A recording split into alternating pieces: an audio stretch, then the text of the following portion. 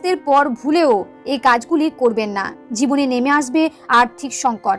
বাস্তুমতে এমন অনেক কাজ রয়েছে যেগুলি সূর্য ডোবার পর একেবারেই করা উচিত নয়। সূর্যোদয় ও সূর্যাস্ত মানে দিন ও রাতের সংযোগস্থল, তাই শাস্ত্রে এই সময়টিকে অত্যন্ত গুরুত্বপূর্ণ বলে মনে করা হয়। তাই সূর্যাস্তের পরে এমন অনেক কাজ আছে যেগুলি কখনোই করবেন না। এতে আপনার পরিবারে যেমন সুখ সমৃদ্ধি থাকবে না, তেমন আর্থিক উন্নতি করতে পারবেন না। এবার জেনে নিন সূর্যাস্তের পর কোন কাজগুলি করবেন না। সন্ধেবেলা ঘুমাবেন না। অনেকে সন্ধেবেলায়ও ঘুমিয়ে থাকেন।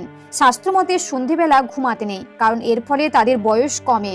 পাশাপাশি বাড়িতে নেতিবাচক শক্তির প্রসার ঘটে। আবার ধর্মীয় দৃষ্টিতে মনে করা হয় সন্ধেবেলা লক্ষ্মীর আগমন ঘটে। এ সময় পরিবারের সদস্যদের ঘুমাতে দেখলে দেবী রুষ্ট হয়ে চলে যান।